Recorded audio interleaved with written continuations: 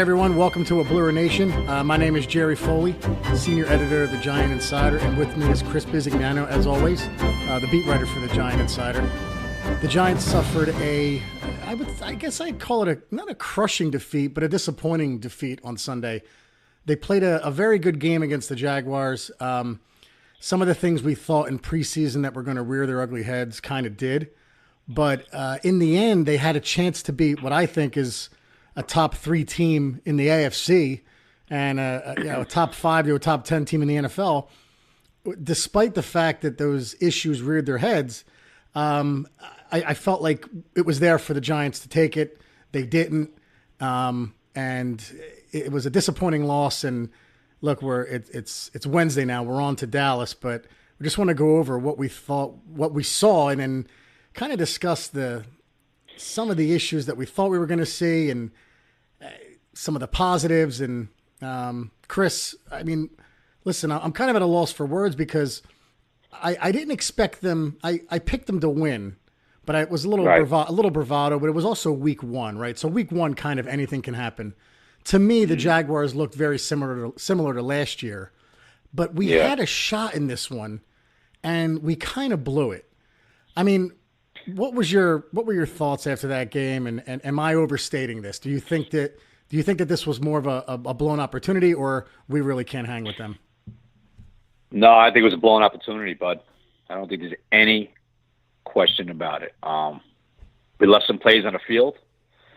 We had some drops, and we couldn't protect enough for Eli to get a few more seconds in that pocket to make a few plays. I felt, I've been over the tape numerous times, Jerry. I put it on Twitter how disgusted I was because I felt we left some plays in the field. Yeah. It was the same feeling in the locker room, bud, after the game. The feeling was we should have won the game. Yeah. Left some things on the field. If you look at the tape over, you see a few throws. One Eli missed. I know he's saying that the safety bumped Odell's route on one play, but Eli overthrew him there. There were two. There was one with the bad snap. I don't think it was that. I think the other one was worse, where it was like a 40-yard pass. Overthrew him. I thought that one was way worse than the one where there was a bad snap and then there was a rush in his face. Yeah, I thought Eli was disgusted with himself a little bit with that. He missed Odell. I know Odell got bumped off. He was doing like a little skinny post. Odell looked like he got bumped off the route a little bit, but Eli overthrew him. And you can always tell by Eli the reaction. Eli was disgusted. He had that reaction like I missed it, and he did. He missed that one. The one that really burns me, Jerry, is the little crossing route. Yep. Odell did. Yep. That he, as usual, like he was doing all game, was blowing by Jalen Ramsey. Yeah. And what happened was that Flowers didn't hold his block long enough, and it knocked Eli off his spot, and Eli missed him. But I felt, and you saw me put it on Twitter a lot, Jim, I felt if Eli had another second on that play, and when he wasn't off the spot, he hits Odell easily, and the Giants wind up winning. This winds up, could be the difference. A lot of positive things, bud. I felt they left a few plays on the field, and it was a tough loss because the Giants should have won this game, Jerry. I'm sorry, they should have won this game. So let's talk about some of the disappointments, right? So the first 2 plays, Eric Flowers, I don't think it was a trip. I think he kicked Campbell. Yeah, look at a karate kick. Yeah, I mean, it was like the crane technique from Karate Kid. So there's that play, and then I think there was a hold right after. I thought it was in the end zone. I'm shocked it was. They ruled it on the 1. So Flowers is basically the disaster that we all thought he was going to be, and he overshadowed Omame's bad play. So, look, they didn't bring in anyone else this week. They're going to stick with Flowers. Why are they doing this? Why not bring in someone to try and fix this now? Like, the Giants are a talented team, and you saw Sunday they hung in there with a very good team. Yeah. Why do you think they're not bringing in someone else? Jerry, there isn't anybody else out there that they feel could be an upgrade over Flowers. Now, I just want to make one point about Flowers. First of all, I know somebody signed Chris Clark today. I'm not sure. I forgot who signed it. Maybe it was Carolina. Somebody signed Chris Clark today. He's not an upgrade over Flowers, Clark. Okay. What about Howard, though? No? Austin Howard, to me, has lost his game. His last year, I don't think he really played well. Mm-hmm. So just one point, Jerry, quick about Flowers. Yeah. He was horrific last year in Game 2 against Ziggy on us, as we know. Awful. We all remember. Ziggy blew by him 3 sacks, about Right. 19 hurries, the whole deal, right? Yep. Okay. After that game, I know people don't want to hear this. And, No, I know what you're going to say. Yeah. Yeah, Flowers went on a run there where he played pretty good, Jerry. He played pretty good. Now, am I saying Pro Bowl good? No, nowhere near that. But he didn't give up a sack, Jerry, for I believe it was 7 or 8 or 9 games in a row. Yeah. Did he give up some pressures? Yes. He could be. Why? Because he's not a Pro Bowl tackle. We know that. But he did play much better. Is that going to happen this year? Maybe not. Is he going to see a Calais Campbell? Yeah, he's going to see a guy that's pretty damn good Sunday in DeMarcus Lawrence, Jerry. So if he doesn't improve quick, Lawrence is going to blow this game up. But Jerry, I just think there's nobody out there. I know people are very hot at, bring Austin Howard. And if you looked at Austin Howard last year, he was really slow too. And now people, they want Chad Wheeler, Jerry. But why not Wheeler? Because you know what? Because Shermer doesn't think Wheeler's better than Flowers. That's why. Right. And I actually understand that. I understand why they're not putting Wheeler there, because I don't think he's as good as Flowers. He's very skinny. In the plays we saw last year, I didn't think it was any upgrade. So I get that. I think Giant fans are like, listen, you have a Lamborghini body and a Pinto engine with this offensive line. Like, this offense can be prolific, but the right side is just, listen, I don't want to have all this hyperbole, but they're garbage right now. And Sunday was just, it wasn't shocking, but it was like, wow, this is what we have right now. This is what we're going into with, we have Odell and Barkley. And look, I guess enough on the O-line. It is what it is. They didn't bring anyone in. Flowers is gonna be there Sunday night, and I'm gonna go to church and for a novena and pray for him, because Jerry, one quick thing. Calais Campbell, he made a little comment in the locker room after the game saying that he felt the Giants' offensive line, especially the right side, held up really well in the second half and got better. So that's all I could say is, Jerry, hopefully the line just continues to improve. Hal Hunter's a heck of a coach now, okay? Hal Hunter's a heck of a coach. Yeah. So hopefully Hunter, improves these guys a little bit more. That's all you could hope for, Jerry, because there's nobody coming in, on a white horse saying, okay, guys, here I am, right tackle, I'm good to go. It's not happening, bud. Right. So and every time I hear that, I think of Patino with the Celtics. Larry Bird and Kevin McHale are not coming through that door. And I think the same thing. Like, I forgot about that. Yeah. Bart Oates and Carl Nelson and Billy Ard are not walking through that door. So, look, it is what it is. But look, another aspect of that loss that was alarming, and he's a good kid, and he could be a great player. But if Evan Engram doesn't catch the ball, I don't want to hear about his route running and his athletic ability, because he had, I counted 3 drops in that game. And one of them was an offensive pass interference, so I guess that's negated. It's not technically a drop, which makes it even worse. He committed offensive pass interference and dropped the ball. But the one over the middle,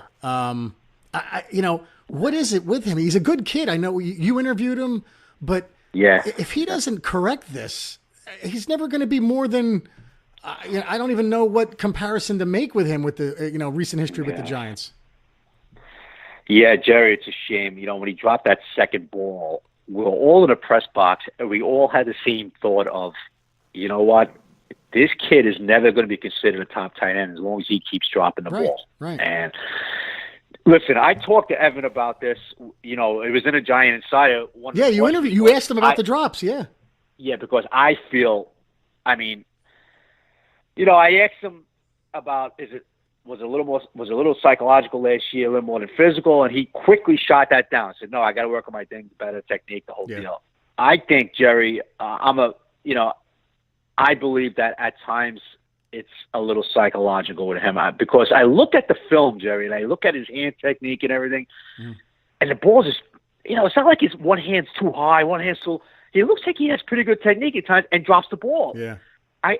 Jerry, it's sort of like a baseball thing coming along where a guy just is like freezing and he's letting balls go through his legs. Like, it just, I don't know, bud. He denied it. He shot it down. He says, no, it's strictly technique. It's not psychological. I think it's a little psychological. The guy, Listen, he cares, Jerry. He cares a lot. This kid cares. He takes losing really hard. But like you said, Bud, if this continues, he's just not going to be a player in this league much longer. He just can't keep dropping balls, Jerry. Yeah. Sherman will get somebody in next year that can catch the ball. You know what I mean? It's a shame because he's an athletic freak, man, but you just can't drop the ball in this league. Yeah, you'd almost rather have a slow kid who can catch, who runs great routes. I mean, look, I love Evan Engram. I want him to be good. I think all Giant fans do. I think his blocking's better than people think. There was a play, one of the running plays where he lambasted the guy he went against, and I think he can't block is overstated tremendously. But the drops are plaguing him. I agree. And another guy, look, man, I like Sterling Shepard, but you're on the 36-yard line. It's 1st and 10, easy one, right? I think it was 1st and 10 because the second play they gave it to Stewart, who got 4. And it was 2nd and 6, and then 2nd and 10, then it was 3rd and 6, 4th and 6, and then pretty much the game was over. Shepard, another one. Like, these are easy passes, and any Giant, look, Eli missed a couple passes, but he was perfect at one point in that game with this line in front of him. I was shocked at the people saying that they were putting this on Eli, and then they watched the game Monday night, and all of a sudden, look, the media is ridiculous judging anything after one game. And look, I think both franchises are ecstatic with who they have. I think the media is blowing this up, but I couldn't believe people putting this on Eli Manning Sunday. I mean, you were there. Jerry, what, putting the loss on him? Well, he was a major reason as to why they lost. No, if they had a better quarterback, they could have won that game. Yeah. Because even the interception, I don't agree with that. The interception, Campbell beat his guy. He had to step up in the pocket, and then Campbell beat Flowers. So Eli steps up, and then Omame's guy was right in Eli's face. Easy pick for Miles Jack. I mean, you didn't think this was on Eli, did you? No, the only play I blame Eli was for the one Odell in that little skinny post there where he got knocked off his route. I thought he overthrew Odell on that one. Yes. That's it, though. I mean, that happens. That happens with all quarterbacks. Yeah. You know? But to say Eli was the reason they lost is no, I'm not going with that at all. Even that last play with Shepard, Jerry, Eli was forced. He had to step up. He threw the ball to Shepard, and to me, Shepard's got to come back more and try to make a play in that. I felt if Shep comes back more a little bit, he gets that interference call. Because I think Hayden kind of turned his head at the last second, and that's why they didn't throw the flag. Somebody on Twitter told me, hey, somebody grabbed his hand. I didn't see that, but to me, Shepard's got to come back and try to get that ball a little bit more. Yeah. And he can't have that drop, Jerry, in positive zone. He can't have that drop, So Shepard has a habit of doing that too, Bud. He gets some drops in there too. These guys, they could be so good, and the fundamentals are, they're not catching the easy balls. It's frustrating because I think what I was frustrated with that 4th and 6 was, I think you should just go down swinging with your best guy. And I don't know if they were triple covering Odell at that point because I agree. I thought he owned Ramsey, and they're saying, well, Ramsey only covered him. I don't know how many times when they threw the ball to him. Yeah. Well, he really only got 4 completions on Ramsey. Yeah, but he interfered with him once, and then he burned him twice. Yeah. That would have been touchdowns. Yeah. So I thought. And by the way, Jerry, he actually interfered with him twice. They called one on Barry Church, but it was Jalen that grabbed him. 2 guys grabbed him on that play. Right. It was first it was Church, and then Jalen finished him off, but they only called it on Church. Yeah. Listen, what happened was they were pretty smart, Jacksonville. They saw that Jalen couldn't stay with Odell in the beginning of the game, and they went to a zone a lot more than I expected because they knew that Jalen could not handle him one-on-one.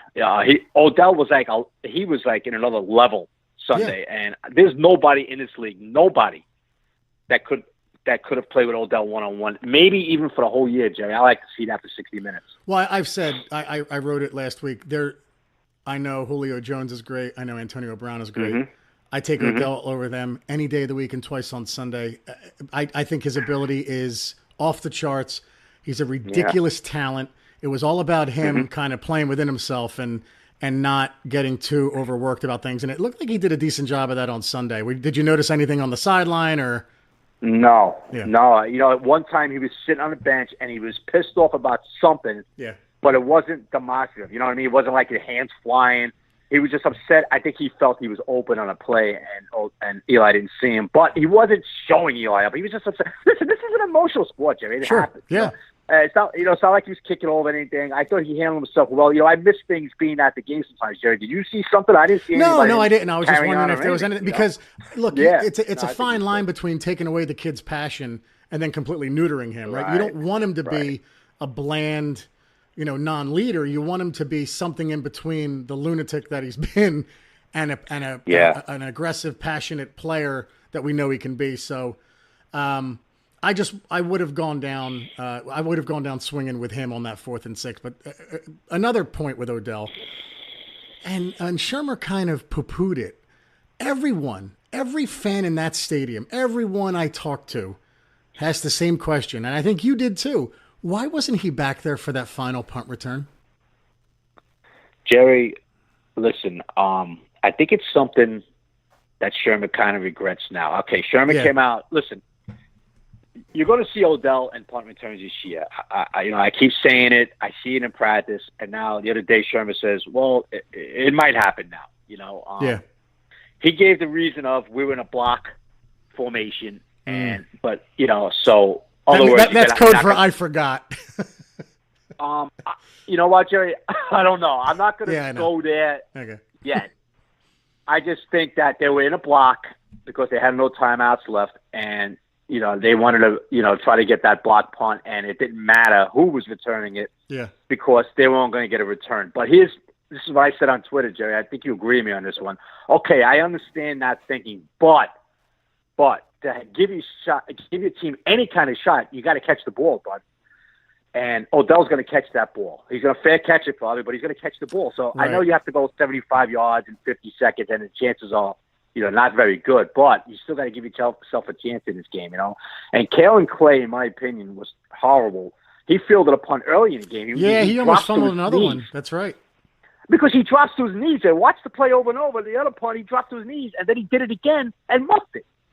And you know what? I got to be honest with you, Jerry. Sherman and Gettleman look bad right now because they cut a guy who looked pretty good in preseason, and Hunter Sharp. Two of them. Two guys. Khalif Raymond, too. Yeah, well, I'm sure it would have been Hunter Sharp returning, after what he did against the Jets. I'm sure it would have been Hunter Sharp returning punts if he would have stuck on the roster. And, no, but I'm saying they released two guys that they had. Right, they released two guys that could return punts. Yeah. And they brought in Kalen Clay, and he muffs a punt. So didn't look too good for Gettleman and Sherman. After that muff punt. And listen, I thought Sherman did a few weird things. See, right away, and I have to apologize, which I did on Twitter, because I was kind of like questioning why he went to Barkley on a 2-point conversion, and then you find out that, hey, he had a pass, and Eli checked down to him. Oh, okay, so that's good to know, because everyone else asked that question. The kid runs 68 yards, and they call him for an inside handoff on for the 2-point conversion. You know what, Jerry? Just a quick point in that, and we'll move on. I was one of the first ones, saying, why would you give the ball to Barkley if he just ran 68 yards? Right. Okay. So in Sherman's defense, this is why I'm fortunate enough to be there the next day, and listen to these presses. Sherman said, no, Eli actually said it first. Eli said it was a pass play. I checked down to a run. Oh, look at you. You are the Giant insider, no doubt. Look at that. No, because everybody I talked to asked the same question. Why would you put him back on the field to do that after he just ran 68? But that's good. I didn't hear that. And Sherman, you know what? Sherman did not throw Eli under the bus. Yeah. He just said the play didn't work. Eli at first said it was a pass. I didn't like the formation. I didn't like the defense. I checked to a run. And then Sherman, after that, says, Eli's got the option to do that. So credit to Sherman. He didn't come out like McAdoo did last year and say, well, I called a pass. Yeah, right. Right. And the credit to Saquon Barkley, I looked at the play over and over, Jerry. I wanted to see if he was a little gassed because a lot of people question why would you give it to him after that long run. I tell you what, Jerry, he had a burst in his legs. When he got that ball, he had energy. Oh, he almost scored. It was just a matter. He almost got through. Jerry, it was just It was just a matter of the left side of the line didn't get pushed, and he couldn't get in. That's all. Real quick on Barkley. His debut, I thought, at the start was tough. I thought in the end it was an A- debut. The one thing that annoyed I think everybody was he made a ridiculous jump over everyone, which was so athletic. Just extend the ball. Extend the ball on that 4th and 2, and you got it. But listen, I don't think no one's complaining about this kid. He is the real deal. That 68-yard run was beautiful. A little disappointed that the Giants didn't call his number in the screen game more. He had 2 catches, I think, for 22 yards. And there were a couple other runs where he eluded guys and looks tremendous. So if you're a Giants fan, the future is bright with this kid. Jerry, quickly, were you a little surprised he wasn't targeted more in the past? 100%. Yeah, that's what I'm saying. He only got 2. I think he had 2 catches and 1 Eli threw away. I mean, I was shocked, Jerry. I thought they'd be throwing wheel routes, everything with him. I was surprised with that. I thought they blew it. I thought they blew it with that. But listen, let's get off the offense and overall it was a so-so performance. They just left points on the board. Real quick, we talked about the punt return. One thing I loved was the punting of Dixon, and Aldrick Rosas looked good kicking the ball. Yeah, we talked about this the last time we wrapped on the podcast, was that I thought Rosas was primed to have a good year, so he had a good game one. Dixon's first, I think it was the first punt, he had like a little bit of a 35-yard and not so good, and then he boomed it after. Yeah, he averaged like 49.5 per punt. Yeah. If I remember right, Jerry, I think his first punt wasn't too good. Yeah. And then he had a couple of 50-yarders or something like that. Nice placement. I like him. So special teams, I thought special teams coverage was good. I was pretty happy with the special teams. And on the first play of the game, the linebacker they picked up made the first tackle of the game. So right away I thought, all right, they know what they're doing. And then there was the muffed punt. But defensive side of the ball, I mean, look, they had some rough patches in the first half. They gave up 13. They gave up 0 points in the second half. If there was anything disappointing, it was the pass rush. But, I mean, Betcher's defense, they come after you. They weren't getting there, but he was sending guys. On the sideline, what did it feel? I mean, did it look like they were all into it? And it seemed like they were very aggressive like they were in preseason and the couple practices I went to.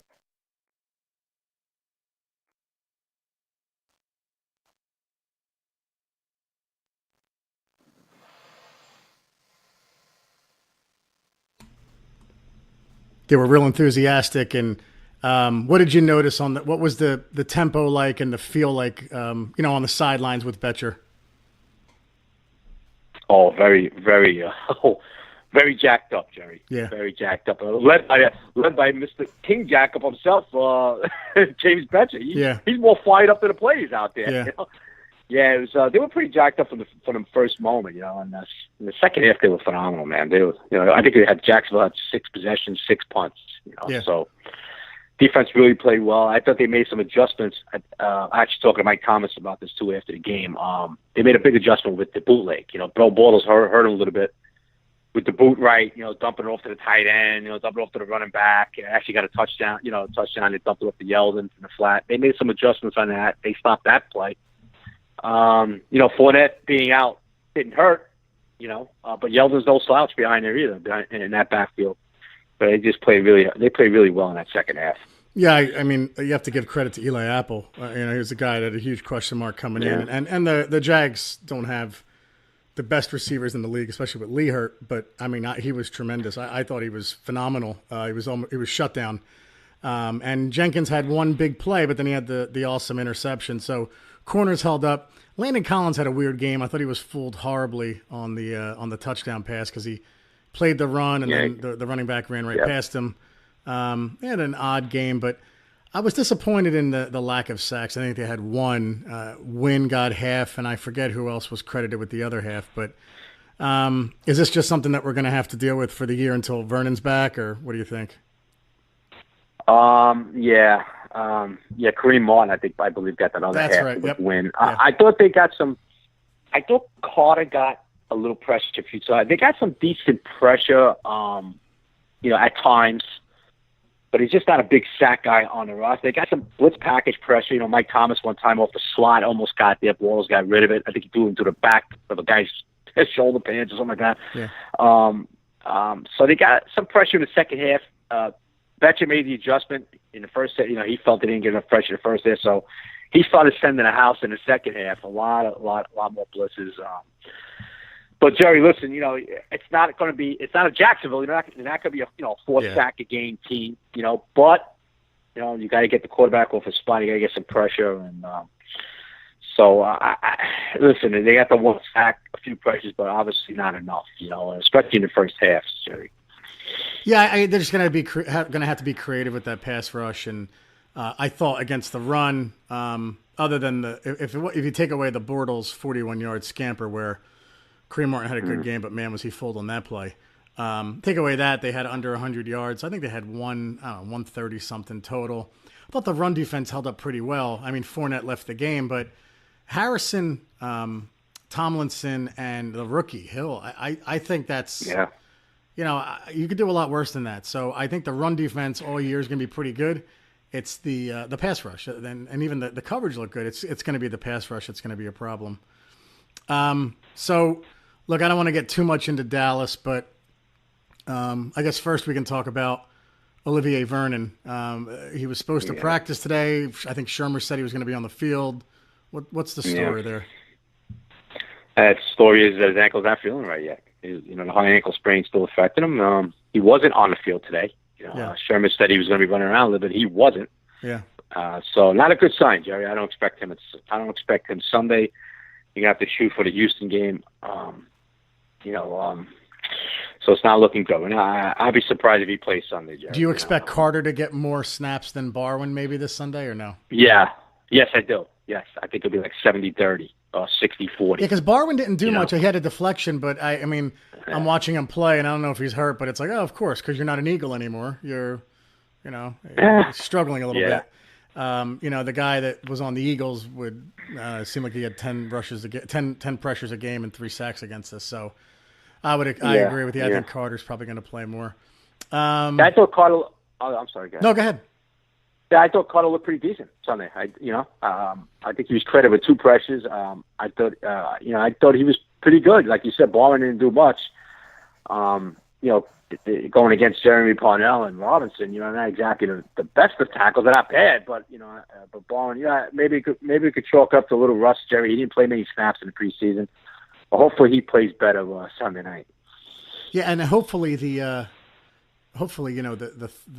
curse of the 3rd round picks is over, right? I mean, my God, we went since Mario Manningham, we haven't had a good one, and this year I think we had 2. I think Carter and Hill were both 3rd round picks, so. Gettleman looks to have, potentially have struck gold. And again, I don't want to be like the rest of the media and crown these guys like the Jets media is doing with Darnold, but it looks like these guys are players. Ogletree, didn't notice him as much in the game. I think he ended up with 6 tackles, but they were relatively quiet. But it could be that he's just adjusting to this defense as well. I mean, I know he's making a lot of the calls, so I don't know what your thoughts were there. Yeah, I don't think he was as active. But like you said, let him get used to this 3-4. It's all different kind of packages that just goes in. Now, he had one big hit. He kind of made himself known a little bit there. I forget who it was on, but he drew his shoulder on one guy, and it was a nice little hit. Didn't get beaten coverage. I was happy about that. Overall, Jerry, you got to give him, a little credit because the run defense played pretty decent, but I understand Fournette was out and all that, but still overall they played pretty decent. The numbers are a little tainted because of that Bortles run, Yeah. But you got to get more production. I know what you're saying. We got to get a little more production on Ogletree. Like 6 tackles a game isn't going to cut it. We got to get his numbers up higher than that. And I think you will, Jerry. I think you will. It's just a new. This defense is new to him, so it's going to give him a few weeks before he's totally comfortable with it. So before we stop, I just want to go. I forgot to mention something on the offense. Cody Latimer, he didn't get many opportunities. Not that I know, and there's only one ball to go around in this.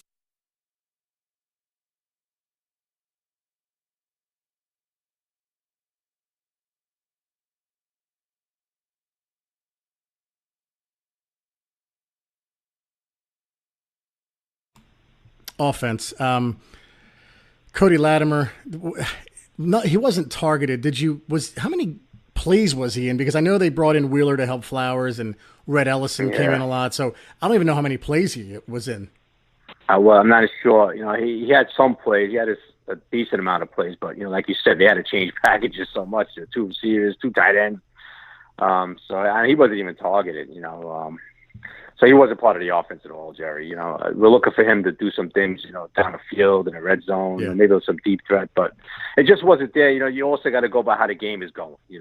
Obviously they were struggling up front, so Sherman had to make adjustments. Like you said, Wheeler was eligible a lot of plays. He was another tight end, the whole deal. So it was just one of those things. I think Latimer just got caught up in what was going on in the game too. That's why he didn't receive as many snaps. All right, buddy. We will end it with that, and we'll talk about Dallas on Saturday. So everyone, be sure to order your copy of the Giant Insider newspaper. Go to www.giantinsider.com or visit Magster for a digital subscription. That's magzter.com. Yearly subs are $39.95 for paper copies, while the digital subscription is only $17 for a yearly subscription. That's 14 issues, as we're bi-weekly during the season and monthly in the off-season. Our next podcast will drop at 8 p.m. on Saturday night, September 15th. We figured Saturday gives you guys more time to listen rather than just doing this on Sunday morning.